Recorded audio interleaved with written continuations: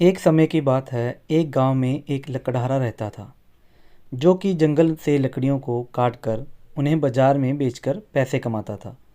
जो भी पैसे उसे लकड़ी बेचकर मिलते थे वह उसी से अपना और अपने परिवार का पालन पोषण करता था। एक दिन वह जंगल में रोज की तरह लकड़ी काटने के लिए गया और नदी किनारे एक वृक्ष से लकड़ी काटने लगा। अचानक उसके हाथ से कुल्हाड़ी छूटकर नदी में गिर गई। इससे लकड़हारे को बहुत दुख हुआ और वह नदी में कुल्हाड़ी ढूंढने का प्रयत्न करने लगा, लेकिन उसे नदी में अपनी कुल्हाड़ी नहीं मिली। इस बात से लकड़हारा बहुत ज़्यादा दुखी था और वह नदी के किनारे बैठकर रोने लगा।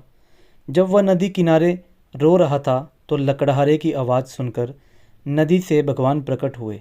भगवान जी ने लकड़हारे से पूछा कि तुम क्यों रो रहे हो।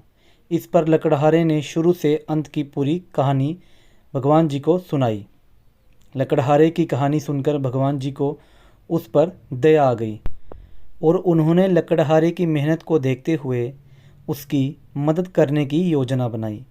इसके बाद भगवान जी नदी में गायब हो गए और एक सोने की कुल्हाड़ी लकड़हारे को देते हुए बोले, ये लो तुम्हारी कुल्हाड़ी।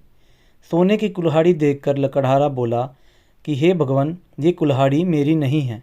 इस बात को सुनकर भगवान फिर से नदी में गायब हो गए और इस बात एक चांदी की कुल्हाड़ी लकड़हारे को देते हुए बोले, ये लो तुम्हारी कुल्हाड़ी।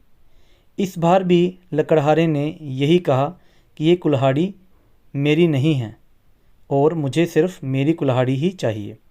भगवान ने फिर से नदी में गायब होकर एक लोहे की कुल्हाड़ी निकाली और लकड़हारे को देते हुए कहा, ये लो तुम्हारी कुल्हाड़ी। इस बार लकड़हारे के चेहरे पे मुस्कान थी, क्योंकि ये कुल्हाड़ी लकड़हारे की ही थी। उसने कहा, ये मेरी कुल्हाड़ी है। भगवान ने लकड़हारे की ईमानदारी से खुश होकर उसे सोने और चांदी की दोनों कुल्हाड़ियाँ भी दे दी। इससे लकड़हारा खुशी खुशी घर चला गया।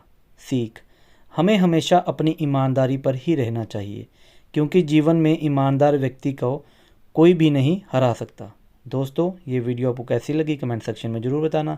वीडियो को लाइक करना, चैनल पर नए हैं तो चैनल को सब्सक्राइब करके ज़रूर जाना। धन्यवाद।